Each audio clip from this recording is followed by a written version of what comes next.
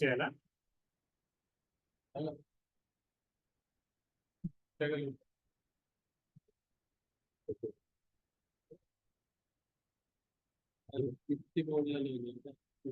Presentation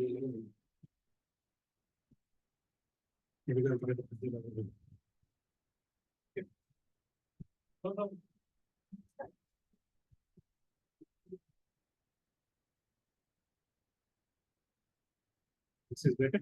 That's the best again. Hare Krishna. Hare Krishna. So let's start with prayers.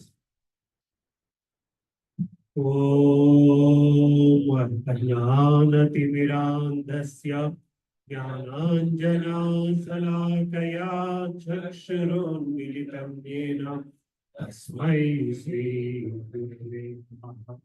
Shri Chaitanya Manobhishtam Sthapitam Yena Bhutale Swayam Rupa Kada Mahyam Tadati Swapadantikam Vandeham Shri Guru Shri Yuta Padakamalam Shri Guru Vaishnavanscha Shri Rupam Sagrajatam Sahagana Raghunatamritam Tam Sajivam Sadvaitam Savadutam Parijana Sahitam Krishna Chaitanya Devam Sri Radha Krishna Padan Sahagana Dalita Shri Vishakaranvitansha He Krishna Karuna Sindhu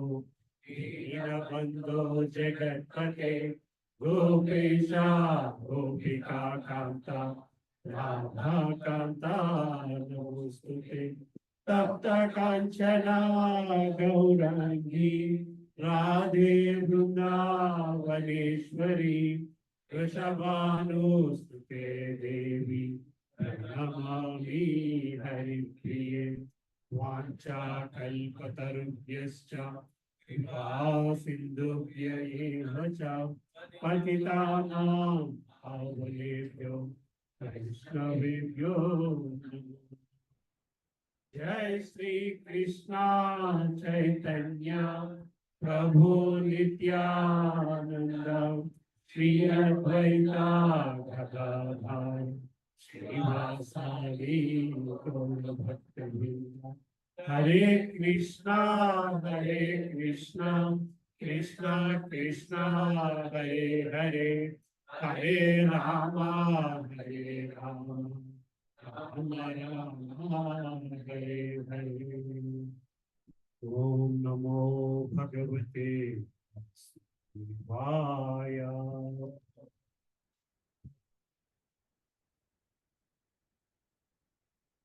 Om Namo Bhagavate Vasudevaya.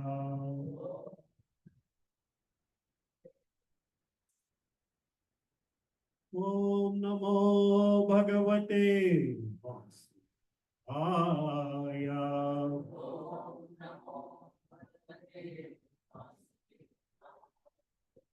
Narayanam Namaskrityam Naram Chaiva Narottamam Devim Saraswati Vyasam Tato Jayamudhirayat Nashtaprayeshu Bhadreshu Nityam Bhagavata Sevayam Gavati Uttamaśloke Bhaktir Bhavati Naistiki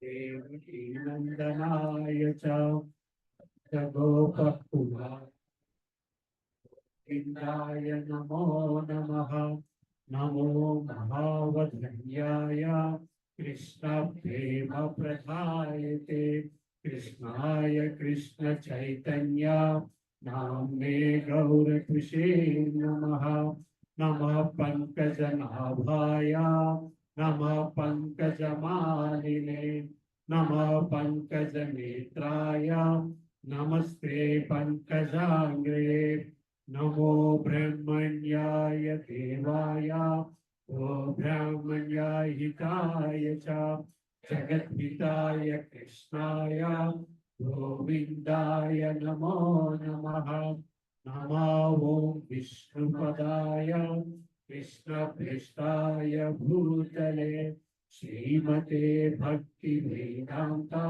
Swami Nitinamine, Namaste Saraswati Deve Gauravani Pracharine, Nirvishesha Sunyavadi Paschatya Deshatarine, Jai Shri Krishna Chaitanya Prabhu Nityananda, Shri Advaita Gadadhara Srivasadi Gaura Bhaktavrinda, Hare Krishna Krishna Krishna Hare Hare, Hare Rama Rama Rama Hare Hare. Yeah, the Greek starts to play also. Chirodharpanamachanam bhavamahar avagninirvapanam Kairava vitaranam vidyavadhujivanam Anandam purivardhanam pratipadam purnamritasvadanam Sarvatmasnapanam Param Vijayate Sri Krishna Sankirtanam Namakari Bahuda Nija Sarva Shakti Tatrampita Niyamita Smaranena Kalaha Ekadrasi Tava Kripa Bhagavanami Daivam Idrisam Bhajaninanuragaha Trinadapi Sunicena Tarorapi Sahistuna Amanina Manadena Kirtaniya Sada Hari Nadhanam Najanam Nasundari Kavitam Va Jagadisa Kamaye Mama Jnanishware Bhavata Bhaktiravaindati Tvai Tanujankaram Patitamam Krishame Bhavam Budam Kripaya Tava Pada Pankaja Sthita Puri Sadrisam Vichindaya Nangaladasrodharaya Vadanam Gadgadarudaya Gira Kaisitam Vabhukada Tava Nama Grahane Bhavishyati Prayaitam Vivishena Chakshusha Pravrashayitam Prayaitam Jagat Sarvam Govinda Virahane Asriya Padaratam Pinastu Mam Sanam Madhmahatam Karotu Va Yatha Tadava Vinadhatulam Pato Matprananaadastu Sayevanatara Hare Krishna Hare Krishna Krishna Hare Hare Hare Rama Rama Rama Hare Hare.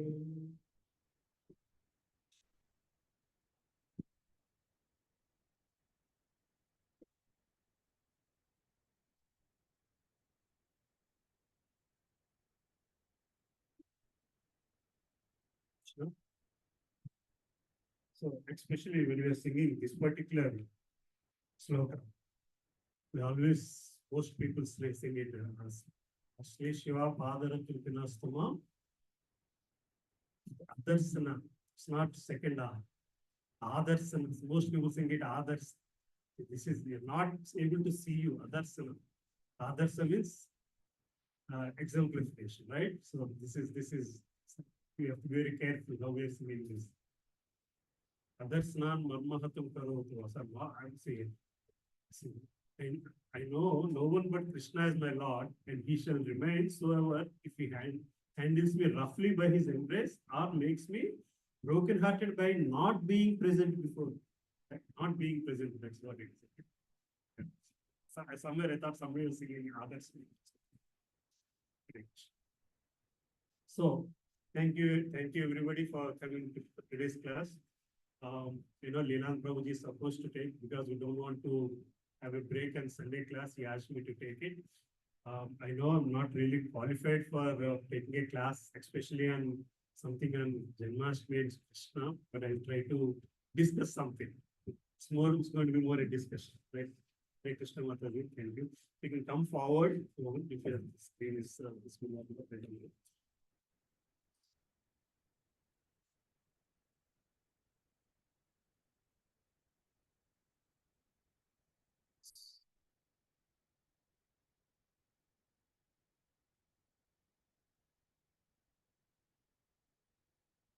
So we because next week we are heading into Janmashtami.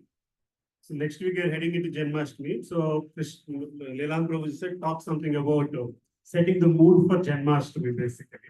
So I thought we'll talk something about Lord Krishna instead of putting something from Bhagavatam. So I was thinking myself, what is the best topic? So some of the topics that came to my mind is talk about Krishna's vision. Like, Krishna, if he just looks at somebody, things change. Right? In Bhagavad Gita, he says it's just by his glance, Krishna's glance. By my glance, the whole world is created. Right? So similarly, in Bhagavad Gita, he says, what do you call it? Moon and sun are like my eyes. So without that, nothing moves, nothing happens on the earth, basically. Without sun or without moon, so we're so dependent on moon and sun, basically, right? The sun is basic requirement for everything, and moon is basic requirement of creating everything that is medicinal value, they say. In Bhagavad Gita, only Krishna says. But then I thought to talk about his glance is too much of a topic for me. So I said I limit myself to his feet there, then his eyes. Then glories of Lord Krishna's lotus feet. So we talked about Krishna's lotus feet many times, right? So again, so I was going through Bhagavatam and see where all there is reference to Krishna's lotus feet, basically. Can anybody think of any references of Krishna's lotus feet in Bhagavatam? Kunti Maharani prayers, okay. Sir, Mataji?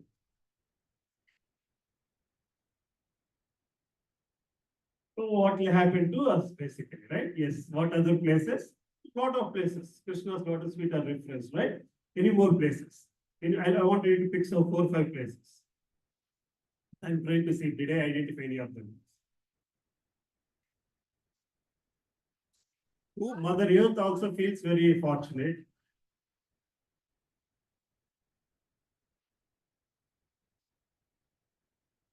Yeah. Right. She is with Krishna. Right. Still more. Like for me, this is going to be more a discussion. Akrura. Akrura's pastime, there is reference to Krishna's lotus feet. Okay. What else?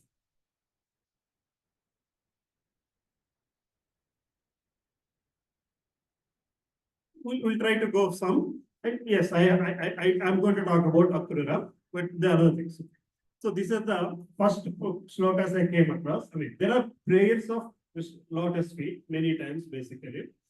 So these are the from third chapter, 28th, third canto, 28th chapter, 21. This is the conversation between third canto is all about Kapila Muni, Devahuti conversation. So this is Kapila Muni saying to Devahuti. The devotee should first concentrate his mind on the Lord's lotus feet, which are adorned with the marks of thunderbolt, a goat, a banner, and a lotus. The splendor of their beautiful ruby nails resembles the arc of the moon and dispels the thick gloom of one's heart. So here again, how to identify the Lord's lotus feet. So we should focus our mind on Lord's lotus feet, basically. And then the next shloka says, the blessed Lord Shiva becomes all the more blessed by bearing on his head the holy water of Ganges, which has its source in the water that washed the Lord's lotus feet. The Lord's feet act like thunderbolts, hurled to shatter the mountain of sin stored in the mind of the uh, meditating devotee. One should therefore meditate on the lotus feet of the Lord for a long time.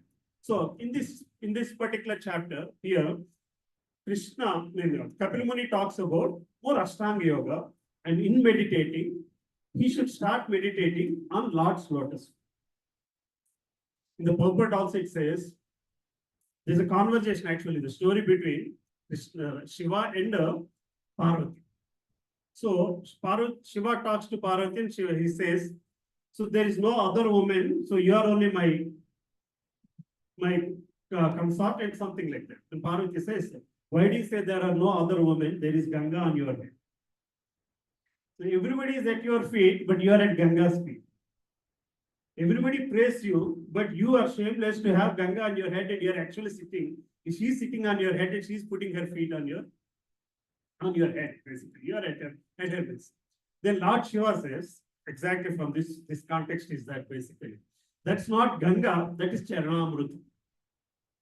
I'm only carrying Charanamrita with me.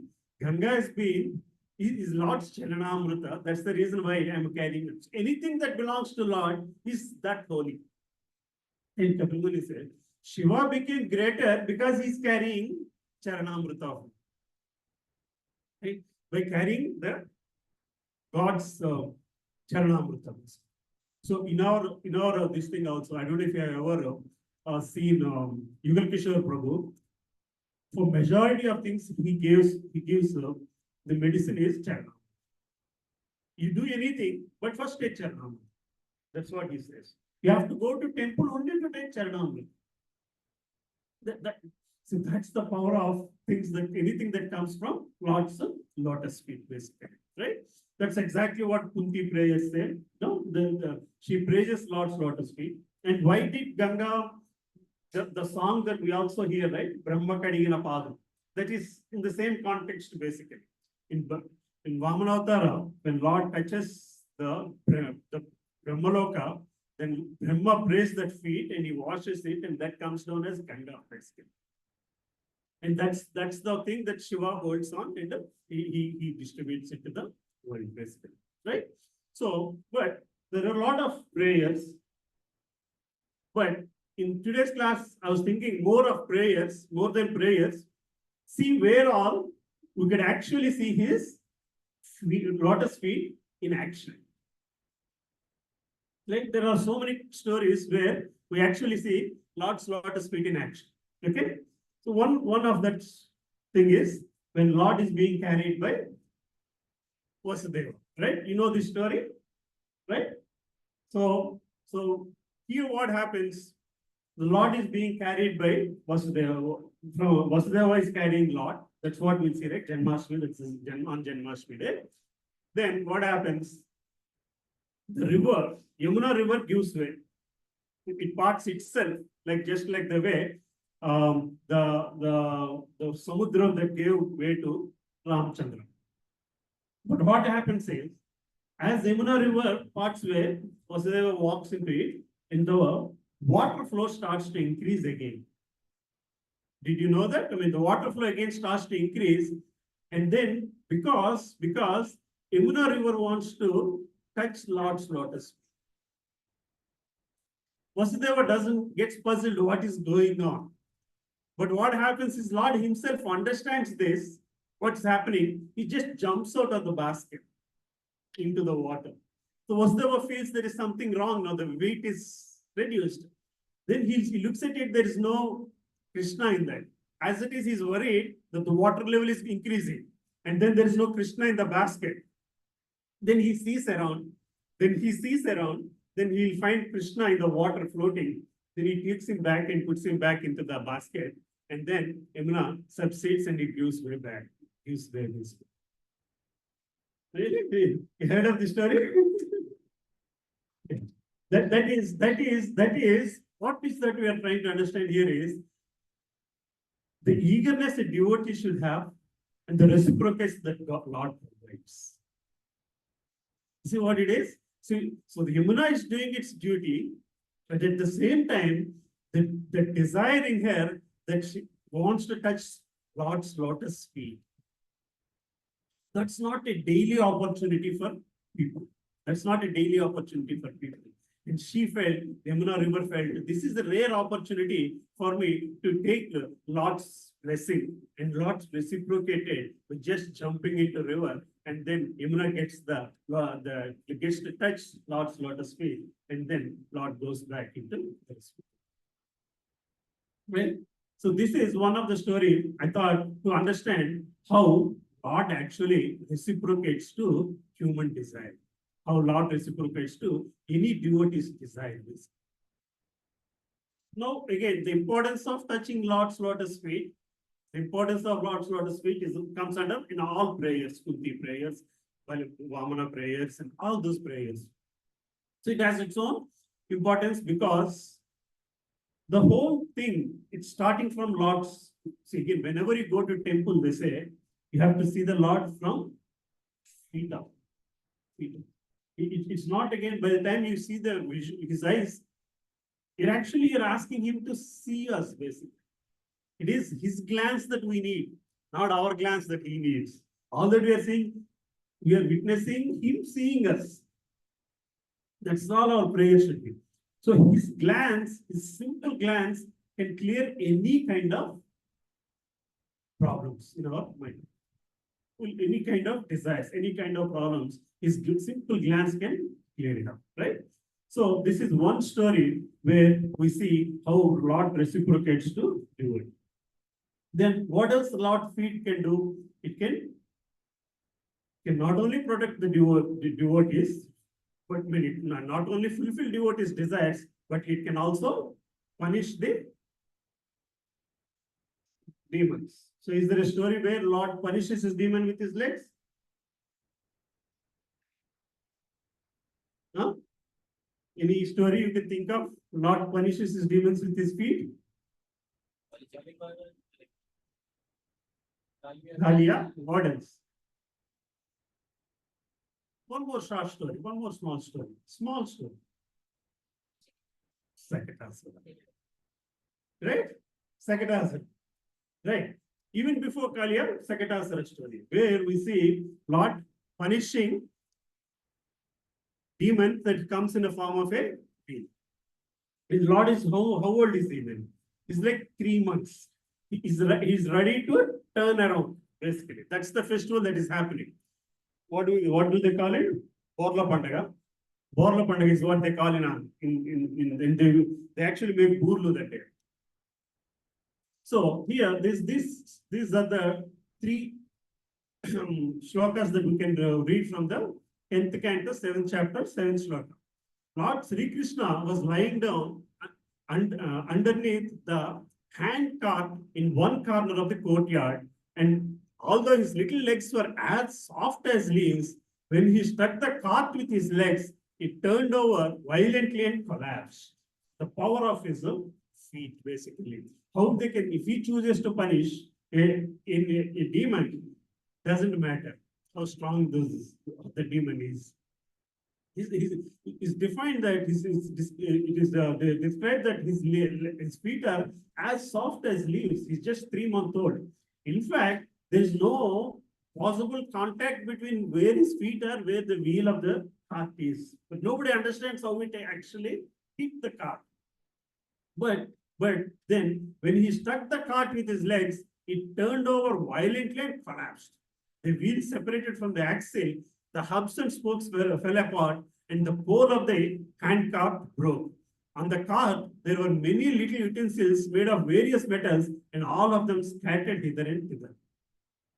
It is just by touch of a 3-month-old baby. That's the potency of Lord's feet.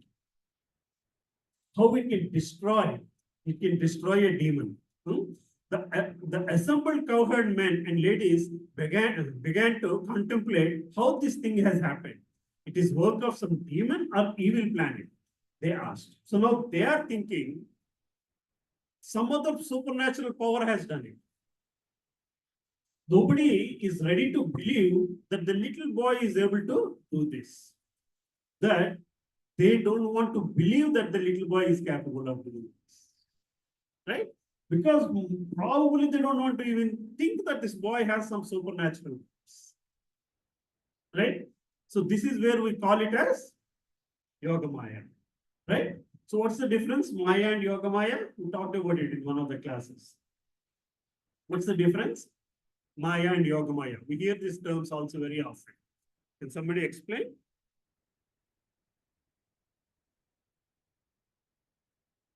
Pure devotees? I can't understand Hindi. Sorry. It works on pure devotees. Okay. Still, I need more for the discussion.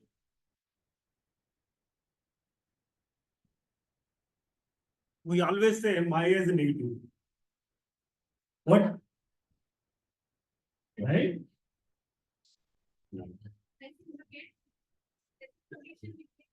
Yoga, Maya, both are opposite words. Right? Both are opposite words, but it's called Yoga Maya. So Maya means staying away from Lord Krishna. Right? Then what is Yoga Maya? Yoga means connecting with the Lord, but still staying away from Krishna. How does it happen? How does it happen? See, Yoga Maya means having a connection with God, but you're away from God. So none of them recognize him as God, but they're still in love with him. You can be in love with Krishna without understanding that he is the supreme power. He is the Godhead. That is Yoga Maya. It is a state of connection with God beyond his godliness. That is the state in which all these gopis are.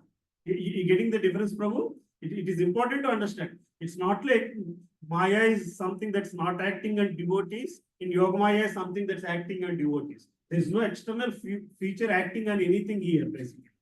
Maya is something that we are in Maya means we are doing something. No, we are using our intelligence to go away from God.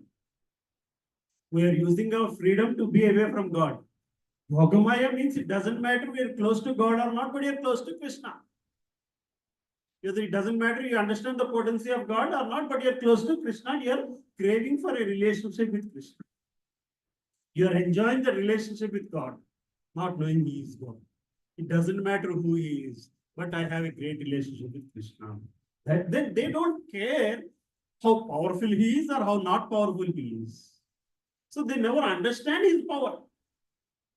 When Yashoda looked at Krishna, the whole world in Krishna's mouth, she thought some demon is acting against on him that made her look something different in his mouth than what should be in. And she calls all the priests and she starts doing pujas and all that stuff. All kind of shanti she'll be doing. In this case also, after this, Yashoda Devi and all gopis, they bring in all these saints and they all do Mahavishnu, Narayana Puja to get Shanti for Krishna. And this is because of their love for Krishna. They don't want Krishna to be anything but their own child. And if anything miracle he is doing it is because of some supernatural elements trying to act on him. Lucky that he came out safe. That is Yoga Maya. So Gopikas following Krishna, not caring about anything, because they're not going after Krishna because Krishna is the supreme personality of Godhead. It's just their love for that particular creation in that God's creation or God's form as Krishna. So if we can reach, then for us, what it is no kind of logical thinking is there in that love. Love does not need logical thinking. That's it. So the assembled cowherd men and ladies began to contemplate how this thing happened. Is this work of some demon or evil planet? They asked, at that time, the small children present accepted that the cart has been kicked apart by the baby Krishna only. As soon as the crying baby had kicked the cart's wheel, the cart had collapsed. There was no doubt about it. All the little kids are very clear. They were clear. They have seen it. We have seen. It's Krishna was crying and he hit the cart with a leg, and that's what damaged this. But nobody is ready to believe. The assembled gopis and gopas, unaware that Krishna is always unlimited, unaware that Krishna is always unlimited, could not believe that baby Krishna had such inconceivable power. They could not believe the statements of the children, and therefore they neglected these statements as being childish. They are speaking something that it's not possible because they are using logic here. Right? They are using logic, but still they are caring about only Krishna. See what I'm saying? Using the logic to say he's not possible, but that does not mean that they don't love Krishna. They love Krishna and then they care for him. And that's what even makes them even more worried. How can such a thing happen? By a little baby. And then they perform all kinds of pujas after this, and the story moves on. So this story for us tells us the lotus feet of Krishna, if he thinks, can destroy the evil at will. The first case we have seen reciprocation. In this case, we are saying he destroying the evil, right? But in Kaliya case, that's not the case. He does not destroy the evil, right? In Kaliya case, what happens? He chastises. He just chastises, basically. So there are levels of here in Kali, the story in Kaliya, how it happens. Balaram doesn't join that day. Krishna goes alone. And then he understands that the poisonous acts of Kaliya. Then he gets into the river. And then he pretends that Kaliya has taken over him. And then he jumps onto the top of Kaliya. And then he dances on top. Last week, Chaitanya Prabhu also explained the story. It's not easy platform to dance. It's a slippery surface, right? On top of it, they're all moving heads. On top of it, those heads are not trying to support him, but trying to capture him, and they're giving out poison. And on top of those things, Krishna is dancing very nicely. Until each one of the head is ready to surrender. That's our lives too. Each one of our elements ready to surrender. Right? We talk about 24 elements, right? The subtle body, gross body, right? Everywhere Prabhupada in his purports he writes, we are so much interested in dressing the body. What is dressing the body means? We should not worry so much about dressing the body. What does it mean really?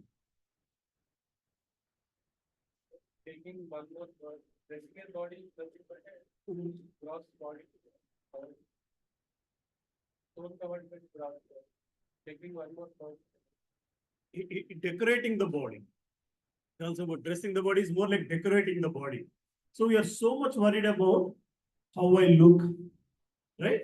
What kind of stuff I want to watch, what kind of stuff I want to hear. It's making each element happy. But most times we forget what are the things we are doing to keep the subtle body happy. It's not just about the gross body, it's about keeping the subtle body happy also we are worried about. Undressing the subtle body, he uses that word, undressing the body at one place in second canto. So undressing the subtle body is the toughest. Not doing things for the satisfaction of your mind, intelligence, and ego. Not doing things for the satisfaction of them is what is needed. So by praying Krishna, Krishna is capable of dancing on those elements till they surrender. That's what this particular chastising of Kaliya talks to us. He's never interested in killing Kalia. He's never has killed Kalia, basically. He gives the, what do you call it? The chance to transform, the chance to surrender, and then become his devotee, right? Having severely depleted the serpent's strength with his relentless circling, Sri Krishna, the origin of everything, pushed down Kalia's raised shoulders and mounted his broad serpentine heads. Thus Lord Sri Krishna, the original master of all fine arts, began to dance his lotus feet, deeply reddened by the touch of the numerous jewels upon the serpent's heads. A lot of jewels on the serpent's heads, those jewels have made his feet to look red in color, but with that he is dancing on those heads. My dear king, Kalia had 101 prominent heads, and when one of them would not bow down, Lord Krishna, who inflicts punishment on cruel wrongdoers, would smash that stubborn head by striking it with his feet. Then, as Kalia entered his death Thorios, he began wheeling his heads around and vomiting ghastly blood from his mouth and nostrils. The serpent thus experienced extreme pain and misery. This is what happens when we are not surrendering our 101 heads, our desires. Like Krishna is ready to dance on them till we are ready to surrender. Right? This is the transformation we should pray for, long for. And this doesn't happen on our own. This transformation doesn't happen on our own. It's going to be painful, but the path is always painful. The path, it's not as simple as we always say. Chaitanya Charan Prabhu said once, right? Devotees speak as if Golak, Vaikuntha Loka is in their backyard and Golaka is where they're all heading for, basically. But it's not that easy until we get that kind of, we are ready to take that kind of. This is what praying the lotus feet of Lord can bring to us, right? Then let's try to go for one more story. The footprints of Krishna.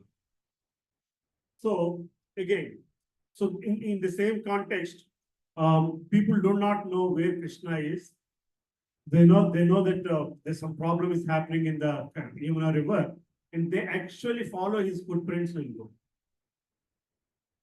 They actually follow his footprints and go. Again, this is something I heard when I was a kid, like my teachers told me. Krishna would steal the butter and run. There are footprints behind where he went, so everybody would follow the footprints. This and same thing, at every stage we will see that Krishna leaves some footprints. In Janmashtami, they put Krishna's footprints also, basically, right? In Andhra Pradesh, this is very popular. I don't know if the North also they do like that. It is just an indicating really we should follow his footprints. Simple indication that Krishna always wants us to follow his footprints, whether we are doing it for whatever reason it is. That's the only way out. That's the, when we say follow my footprints, it means follow what I'm saying. What he said for us is the same, so much in Bhagavad Gita. If we're able to follow it, that's the way out of Janma Mrityu Jara Vyadhi cycle. So there is reference to the footprints, following of his footprints. The residents hurried towards the banks of Yamuna in search of their dearmost Krishna, following the path marked by his footprints, which bore the unique signs of personality of the Godhead. The footprints of Lord Krishna, the master of entire Cowhead community, were marked with lotus flower, then barley corn, elephant goat, thunderbolt, and flag. My dear King Parishit, seeing his footprints on the path among the house hoof prints, the residents of Vrindavan rushed along in great haste. Sri Sanatana Goswami comments as follows: since Lord Krishna has passed along the path sometime previously, why weren't his footprints, which were surrounded by those cowherd boys and so on, smudged over and brushed away? Why hadn't his footprints been obliterated by those of the beasts and birds of Vrindavan forest?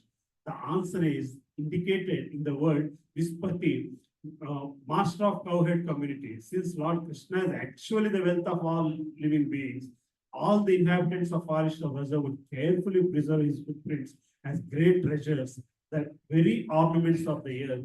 Thus, no creature within Vrindavan would ever walk upon Krishna's footprints. This is connecting to today's context.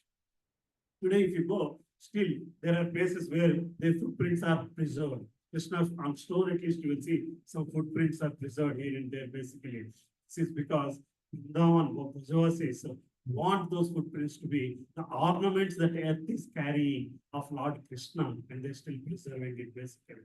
So, for us to understand this, basically, the Brajavasis of the Gopabalas are just following Krishna's footprints, knowingly or unknowingly. And again in the Yogamaya. But for us, we if we are in Yogamaya, there is nothing like that. But otherwise, we have to put our intelligence. No, we have to surrender that intelligence or surrender that free will to follow his instructions. Again, today we don't have Krishna to give us the instructions in person or show us the direction in person. That's the reason why we have to follow those instructions that are coming in his parampara. It's the importance of that parampara. We keep saying this again and again. It's written in the introduction of Bhagavad Gita also, basically. Who can give that instructions or who can carry those instructions properly are only the devotees of Krishna. That's the reason why when you hear Bhagavad Gita in parampara, we always keep saying you have to hear it from his devotees, because only they can understand his message the way he wants it to be understood. Everybody else might understand it differently. And you understand the difference, like, following Krishna's footprints versus walking somewhere thinking that you can see his footprints, but you want to walk somewhere else, versus following his footprints, basically. Somebody, a lot of commentaries on these books are there in Bhagavad Gita and Bhagavatam, but those are based on how they understood or how they want you to understand, rather than how Krishna wants you to understand. Because they themselves are not surrendered to Krishna. You see what I'm saying? It's like physics teacher explaining mathematics problem, mathematics teacher explaining Hindi problem, basically, Hindi language text, basically, because they understand it differently. It's the one who actually loves that subject, teaches you that subject, then only you'll really understand it properly. And that's why we keep saying following Krishna's footprints means following that parampara that gives us it in the right flavor, basically. Right? So this gives us the knowledge in the right way. The jnana vijnana difference, basically. If you want to follow, if you want to get that vijnana, you have to really follow his footprints. Then we also talked about Akrura, transformation by his transformation by meditating on Lord's lotus feet. So we have seen, the story of Akrura, right? Akrura was one of the ministers under Kamsa. Kamsa sends Akrura to Vrindavan from Mathura, asking him to come to, basically with the intention to kill them. So the message that he sends through Akrura is, ask those two boys to come, because I have heard they have killed a lot of demons and they're very powerful kids. So we want them to bring here for a wrestling match. In the context of wrestling match, he wants to kill him. Akrura knows that Krishna is very powerful. He knows the potential of Lord. He knows that the Lord himself is standing there, basically. But so he takes this as an opportunity to go and meet Krishna. So then there is a 3-4 shlokas I picked from this Akrura's context. Indeed, today King Kamsa has shown me extreme mercy by sending me to see the lotus feet of Lord Hari, who has now appeared in this world. Simply by the effulgence of his toe nails, many souls in the past have transcended the insummonable darkness of material existence and achieved liberation. So Akrura knows very clearly the power of Lord Krishna. He's just a glance at his lotus feet. And people who have taken shelter at his lotus feet have transcended into the out of this material existence. Basically, they were able to reach the spiritual world. So thinking that Akrura is coming, so on the way he sees their footprints. In the cowherd pasture, Akrura saw the footprints of those feet whose pure dust the rulers of all the planets in the universe hold on their crowns. Those footprints of the Lord, distinguished by such marks as the lotus, but again, barley corn and elephant gold, made the ground wonderfully beautiful. Increasingly agitated by ecstasy at seeing the Lord's footprints, his bodily head standing on end because of his pure love, and his eyes filled with tears, Akrura jumped down from his chariot and began rolling about among those footprints, exclaiming, "Ah, this is the dust from my master's feet." He surrendered himself just by looking at the feet of the footprints of Lord's feet. So the kind of transformation it brings into one person, standing on end because of his pure love. So the pure love is brought out just by thinking about Lord's, just by focusing on Krishna's feet. That loving nature in us is brought out basically. You see what I'm saying? Again, the same Akrura we'll see in the Bhagavatam. After at the end, because of his bad association, how he becomes against Krishna also at one point. We'll see that in the end. But again, few things again. In Vrindavan, everything is so defined, so transcendental. The same Akrura could be different in somewhere else, but in Vrindavan, just by looking at the lotus feet of the Lord, he becomes that personality of full of love, basically.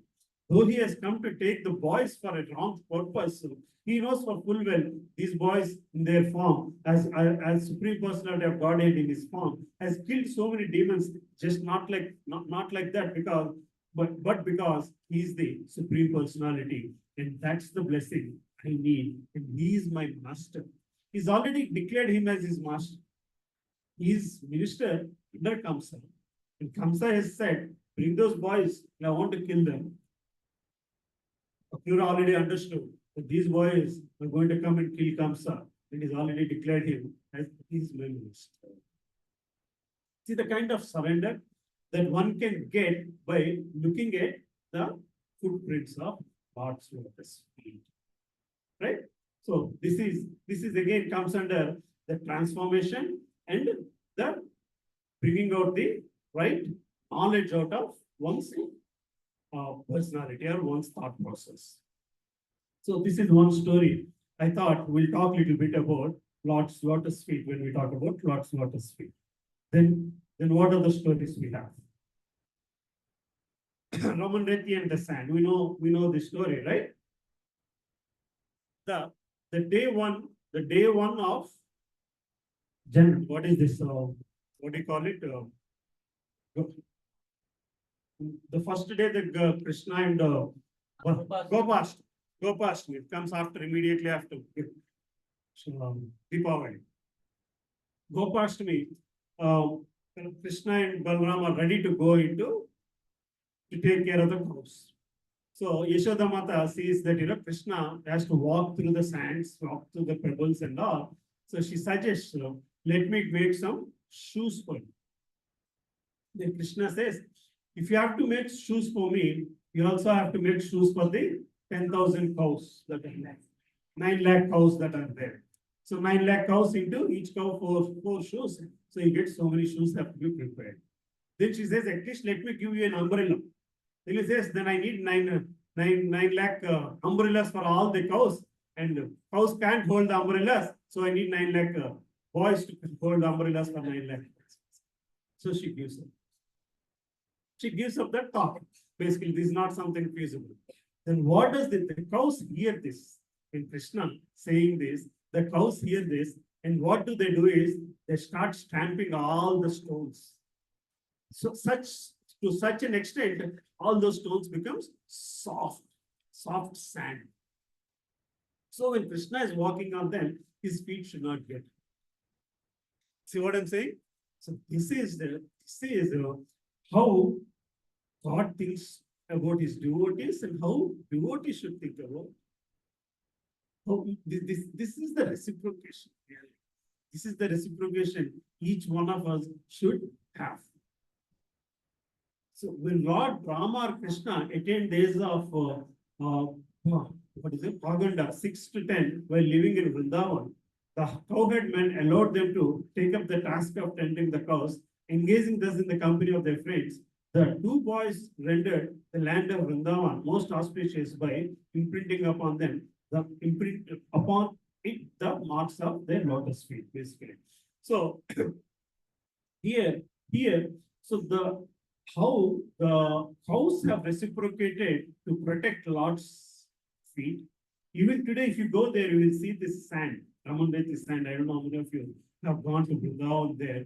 And you will see people rolling around in the sand basically. Because there are pebbles in that sand that Krishna's feet, they touch Krishna's feet basically. Some of that sand particles are from his lotus feet. So if you are able to touch one of them, knowingly or unknowingly, you'll be taken care of his feet. That's the mercy of Lord. That's how Lord reciprocated basically. So this should be our mindset of reciprocation as far as Lord is concerned. So then the next one or the last one. So we know about the gopis. I don't want to talk much about this because I myself am not qualified to talk about this. But we see in Gopi Gita where all the gopis search for Lord based on his footprints, a lot by his footprints. While the gopis were thus imitating Krishna's pastimes and asking Vrindavana's creepers and trees where Krishna, the Supreme Soul, might be, they happened to see his footprints in the corner of the forest. Again, here they were searching for Krishna in Gopi Gita. We'll see this. Krishna just vanishes away. And then all the gopis were searching for Krishna in all the creepers and in the trees and everywhere. It is said when Krishna disappears or when Krishna is not visible there, in Gopi Gita, all the gopikas are actually teaching us how to see for Krishna in everything. They were actually literally searching for Krishna in the tree, in the plant, in the stone, and everywhere. Basically. Otherwise, they were only taking care of Krishna. They were only looking for Krishna and not for all these things. Now they're actually looking, all of them, for Krishna. The same consciousness, so they're looking at the stone or a tree with a different consciousness. So that's what Krishna has taught them to look. When he's not there in front, we actually crave for him more. Anyway, that's a different aspect of looking at it. The marks of a flag, lotus, thunderbolt, elephant goat, again, it's the same things we see again and here, clearly distinguish them as belong to the great soul, the son of Nanda Maharaj. The gopis began following Krishna's path as shown by his many footprints, but when they saw that these footprints were thoroughly intermixed with those of his dearmost consort, they became a better and spoke as follows. So what happens is at one point, you will see they were starting to see Krishna's and Radha Devi footprints. There are only 4 footprints, right? 4 footprints. After a while, they become 2 footprints. So Krishna, there will be only Krishna's footprints, basically.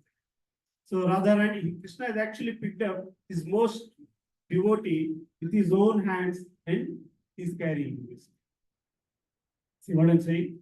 So when I read that, I was remembering of a story that we used to be told in school. Very one devotee, he talks to God, and God says, "I'll always stay by you." So they have an agreement. So wherever they're going, they will see the footprints. And sometimes the devotee has some tough time. And after that, he'll see back there are only 2 sets of footprints, not 4. Then he'll talk to God and he'll ask, "You said you'll always stand by me. But when at the time I need it the most, you are not there. I only see 2 footprints." The God says, "Actually, there are my footprints. You're in my hands. I'm lifting you up and I'm carrying you." You see what I'm saying? So see, God takes care of you when you are in the most difficult time. This is the story they used to tell us when we were kids, basically, in school. So this devotee actually asked God, where are you? When I needed you the most, you are not there. He says, no, when you needed me the most, I was carrying you. That's why your footprints are not there. So my footprints are there. The same way you will see in Gopi Gita. There, you'll see only Krishna's footprints he carrying Radha. That's a different storyline basically. But the thing that we should learn is how much God can care for his devotee. So when all these gopis, they see that Lord is not able to see uh, they're not able to see four footprints, then they see only Krishna's footprints. Then afterwards, they'll see only Radha Devi's footprints. Krishna is gone, only Radha Devi is there. Then Radha Devi will be sitting there, and the gopis will come and ask, what happened? Then Radha Devi will say, Krishna, I misbehaved and Krishna left me. So I must have not misbehaved. But the real reason Krishna leaves her is something else. But this is again explaining the state of clear real devotee is. It is something of my fault that Krishna, the Lord has not provided what I want. God is not taking care of it.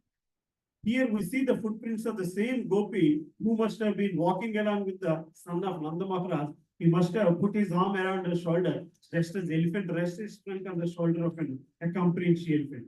Oh girls, the dust of Govinda's lotus feet is so sacred that even Brahma, Shiva, and goddess Rama take the dust upon their heads to dispel sinful reaction. So again, the story continues where they will see only Radha Devi footprints, and then there's a conversation between Radha Devi and Krishna. Then Radha Devi says that it's because of her misfortune that Krishna has left, but then the real reason why Krishna leaves is different. But that explains the state of devotee. So these are like 7 storylines I thought we will discuss about Krishna when we talk about his lotus feet. Then there is a sloka in Bhagavad, the 12th canto, 12th chapter, 12th canto, 12th chapter 55, which means it's almost close to the end of Bhagavad. Let's try to read this. Avismriti Krishna paradaya vindayo Shinotya bhadrani cha samtanoti Sattvasya suddhim paramatma bhaktim Jnanam cha vijnana viraga yuktam.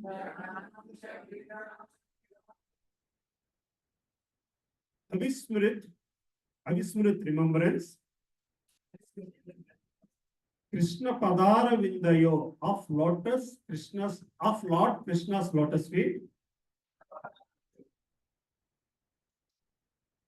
Shinoti destroys.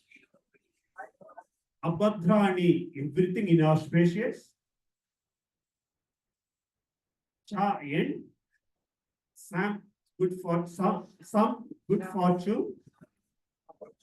Adoni expands. Sattvasya of the heart.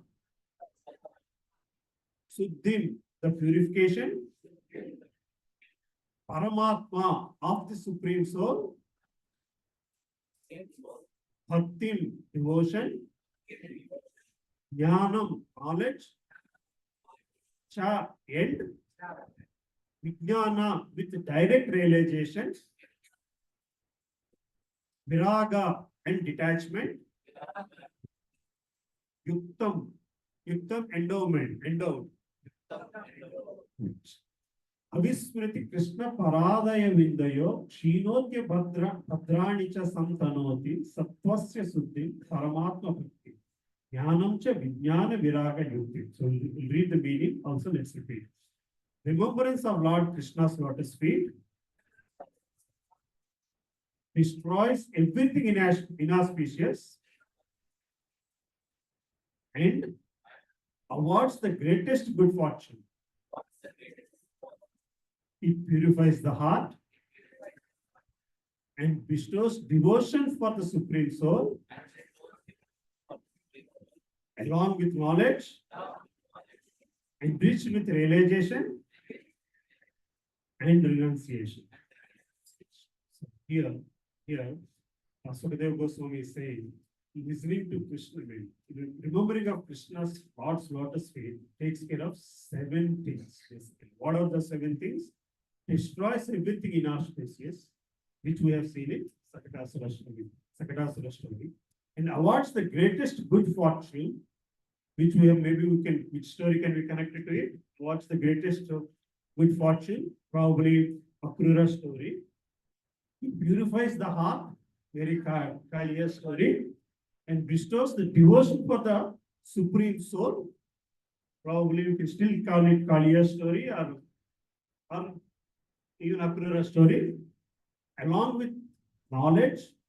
Knowledge again enriched with realization and renunciation. So we can see these things in the story of what do you call it?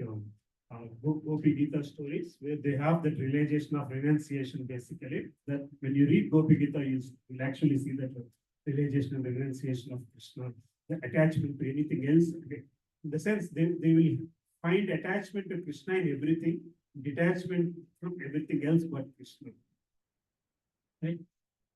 That's the realization and renunciation you will get when you follow these footsteps, basically. These are the 7 benefits that are talked about in Bhagavatam when you remember Lord Krishna's feet especially when chanting.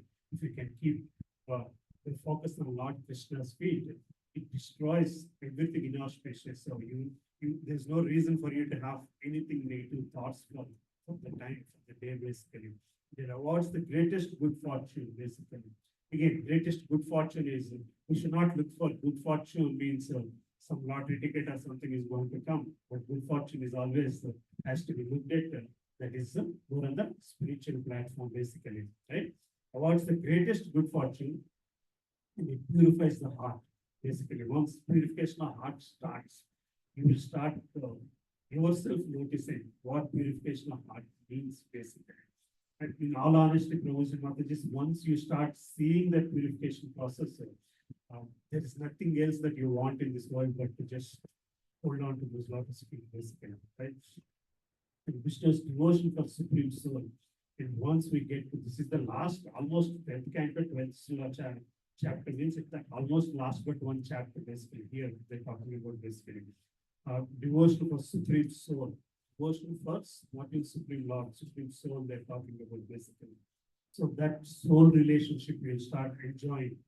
That comes with knowledge, enriched with realization and renunciation. So the renunciation is of the materialistic renunciation you will start saying.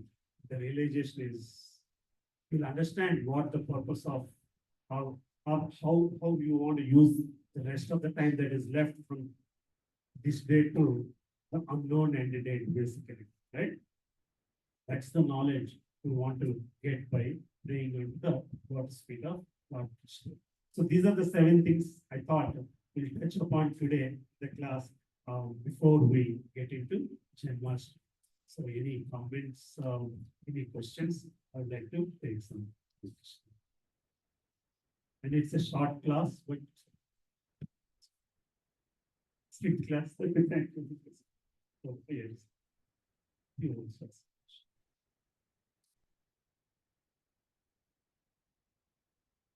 That is.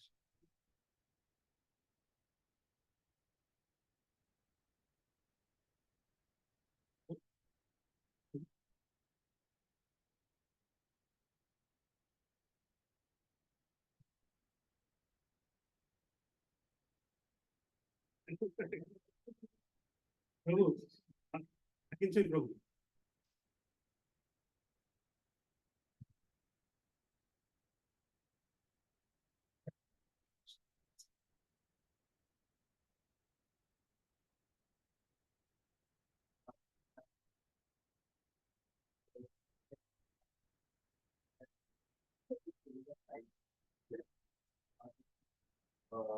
Get the devotion or in order to enter Golokul Vrindavan.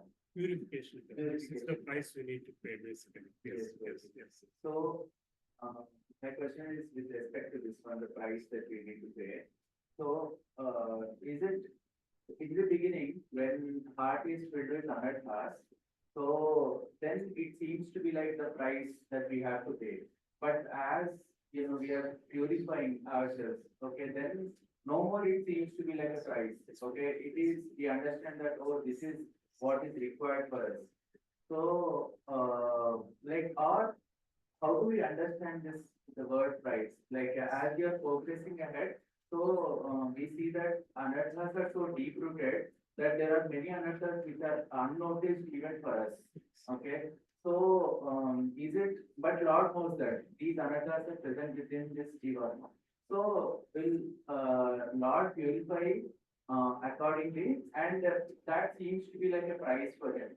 Okay. Or is it that whatever is happening, we should understand it as Lord's mercy and not treat it as a price that we are paying in order to forgiveness. I'll tell you what my understanding is. In the beginning, it looks like paying the price. At a stage, it looks like receiving a gift. That's the transformation, basically. So, so did Pandavas pay a price? So they lost the game, right? If you look at their Pandava story, never they felt that they were being cheated, or they were being what do you call it? The Kauravas are trying to keep them suppress them. They always felt this is happening because of another. It is that is the price we are paying. We are paying the price of our past karmas. Is what they always felt like. For us to get to that state, it takes a lot of effort, not really lot of effort, lot of effort in the sense, lot of surrender. It is surrendering the free will. That is the toughest job. That is the toughest task, basically. Surrendering the free will is the toughest. Taking shelter of Krishna as as a part of utilizing our free will is all that is needed. Until that point, it looks like a price. Since that point, it looks like a gift. So your second part is, will Krishna take care of the anarthas? Definitely, bro. Definitely he will take care of the anarthas. If you really surrender and ask him to take care of the anarthas, you can bear it. That's the speed with which he can take care of the anarthas. Sometimes he will take care of them only as much as you are ready for. But he is there ready to take those anarthas. Some sooner, because we don't know the end point. I always keep saying we don't know the end date. The sooner we are ready for it, the better it is. Or we have to come back for pay the balance bills. So that's my thinking on this. I don't know if it helps you understand. But thank you. Yes, so thank you very much for that answer. Probably in continuation to this small question. So whenever we go through some bad experiences, okay, so should we understand it as the price that we are paying, okay, or and we should not retaliate, or we should not like, take any action against it, or we should try our best to nullify all the bad experiences that are happening. How should be our basically how should be our disposition towards bad things that are happening or bad experiences that anyone goes through? Should we see it as solely as a purificatory process, or should we do something in order to get out of it? So, Prabhu, you don't feel bad for that experience. That's the starting point. That then it's not bad experience anymore. You see what I'm saying? The moment on Islam literature, I read this somewhere. Any problem should trouble you as much as you let it trouble you. Any problem should bother you only as much as you let it bother you, not beyond you let it bother this. Right? In all honesty, if you look at the problems that are happening in the world, Bangladesh problem, Iran problem, ours is nothing. None of our bad experiences are anything close to what that's happened. I'll tell you, I was having a bad day one day in office. It is normal. It's normal to have a bad day in office. This is not here, some years back. I came back, I was in a customer site, some call. Went back and I was switched on the TV and I was watching. This is somewhere in Libya border problem. So this guy, a doctor by profession, his wife, two children. The crossfire, he lost his wife, and he's carrying both, like a 7-year-old, 9-year-old daughters on his both shoulders. Left everything and he's walking across the border. And then he reached the camping ground, and there he was treating them.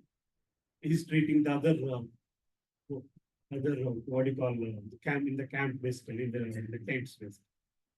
Then whatever problem I had, looked nothing. In all honesty, that guy on the other side of the TV is much more intelligent than me, more smarter than me. And I'm here sitting in a comfortable bed and watching it and feeling worried about. Well, you see what I'm saying? Then that bad problem, whatever bad thing happened to me during the day, did not look like a problem that I should be worried about anymore.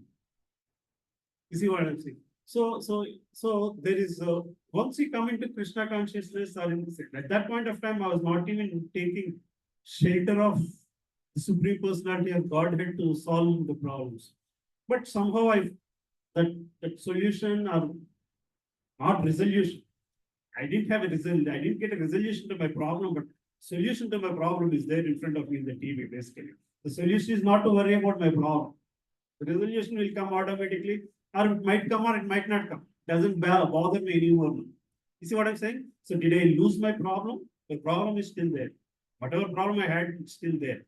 Am I not worried about it anymore? Not anymore, basically. Because I saw something. When you're in Krishna consciousness, you should be able to reach that point even much earlier. The problem itself is not a bad problem anymore.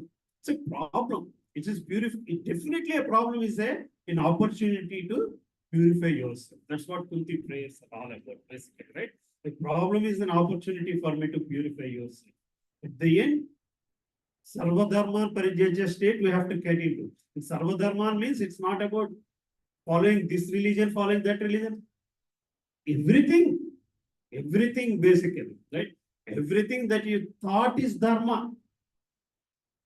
He did not say such. He did not say you have to surrender everything. He said surrender dharma only. Sarva dharma, everything else that you are surrendering is also good thing only. That's also dharma only. That you surrender, then there is nothing called bad problem, basically. Right, Prabhu? So that's the state you should get into. Now, do I want to resolve it? There is that our intelligence is there, and our intelligence is there to resolve it.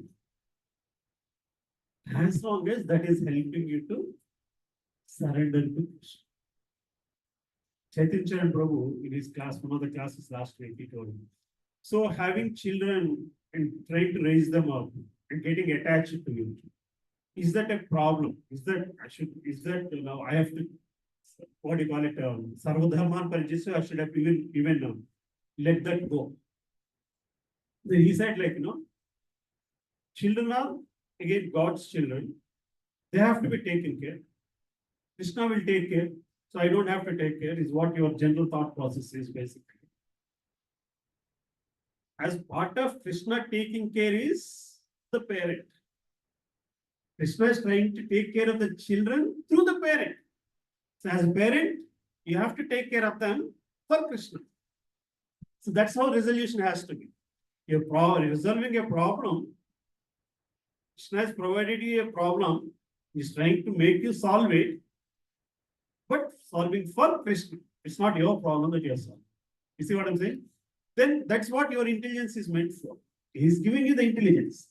He's giving you the intelligence to solve problems for him, resolve the problems for him, and give away the fruits for him, but not to take for us. If you start taking it for us, or if you start taking it as my problem, my bad problem, there itself we are slipping away. Is what my take from what I read from Bhagavad Gita. Right? No, thanks. Thank you very much. So you're asking something. Okay.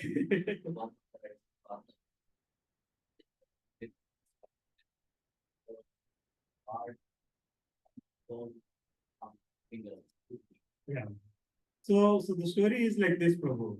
So everybody is focusing on Lord's feet. So Lord himself felt like, what is so sweet about my feet? Let me also look at it. Basically. So he took that opportunity to take that feet and put it in his mouth. Basically.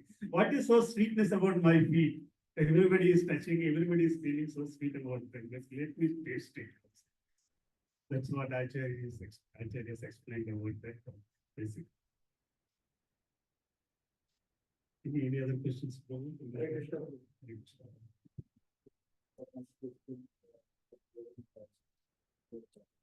So the question is, you explained that there are differences between the Lord. While it is affected in the so when you talk about the since we have told that for control the Lord's energy, Lord's energy are control. But is it reality completely override? Because they are explaining the purpose of God. So they are not forgetting about the Lord. They're not forgetting about the Lord. Right. But Prabhu, they're not forgetting about the Lord. It is not about forgetting about the Lord. It is really a lot of people pray God because he's the supreme personality. So like the fear factor is not there. In Yogamaya state, the fear factor is not. You see what I'm saying? So you're not worshipping the Lord in return to your favor. You're not worshipping Lord because if you worship him, he'll take care of me. You're worshipping the Lord only because you love him and want to serve him. At that point of time, Lord's will, whatever activities Lord is doing, it's not more important to them than their service to Lord. Right? So Prabhupada was asked, like, so are you guaranteed that you'll born in Golok next birth? Somebody asked Prabhupada. Doesn't matter if Lord wants me to go and serve in Narakalok as long as I'm able to serve him, basically. So now is he telling it out of Yogamaya or is he telling out of knowledge? So he still has that all the knowledge that he understands the Lord is the supreme personality of Godhead. But he's for me, he's more important because I love him. He's not more important for me because he's the supreme personality of Godhead. If my thought process is that he's important because he's the supreme personality of Godhead, then why does he wants me to go and be born in Narakaloka and not Swargaloka will be my thought process. There, the thought process is, so in that context, we can say he's in Yogamaya. But does he not understand the power of God? He still understands the power of God. But the relationship is not because of the power, but because of the love and service attitude to the God. So that's my thinking, Prabhu. I don't know if you know answers better than me, Prabhu. You are very senior in this answer aspect. So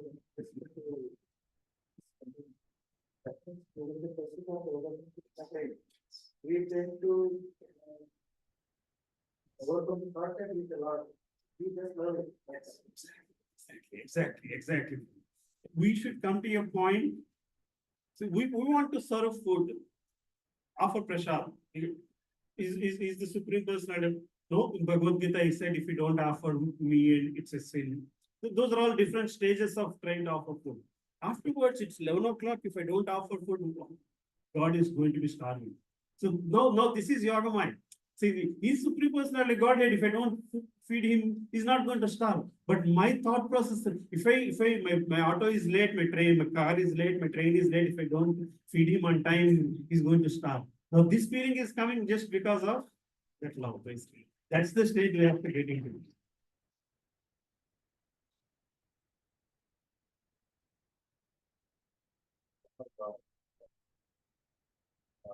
Is this description of Lotus speed and speed various symbol specific to only Lord Krishna speed or is it in general? I asked this question because can we attribute the same to Lord Brahma speed to such actually related other or the Lord Ramana speed which helps also giving it, right? So is it, should we call that also lotus feet or is it only specific to lotus? No, Prabhu. So today in this those things, those thoughts came to my mind, but I thought we will focus only on Krishna's lotus feet because Vamana is an incarnation, Rama is an incarnation. But Bhagavatam says that is how you recognize that those personalities are also Lord's incarnations by seeing those symbols on their lotus feet. Right. So they all have those symbols. Anybody who claims he's an incarnation should have all those symbols, basically. Right. Anybody, according to Bhagavatam, you'll see a lot of places where different people have been recognized because of those symbols. Basically. Krishna, any other questions? And you said, while talking about, previous aspect, you said that, the other, right, other, the heads of the carrier represent, the other, various elements. So, when the other, when we try to surrender, then other got, that influence or that is what you are trying to, when you try to surrender. So I would like to ask you to surrender. So what is the first step before we surrender at all? What are the we all are suffering with various other suffering, and surrender seems to be too far for me. So what are the various steps where we can actually we can follow or we can inculcate so that surrender happens? So surrender doesn't happen like you turn on a switch or turn off a switch, basically. It has to go hand in hand. Right?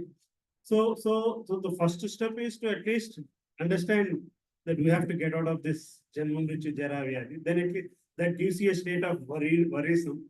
This is something I never thought of. Now I'm thinking, so what should I do? Right? Then Krishna says these are all the rules of getting out of those.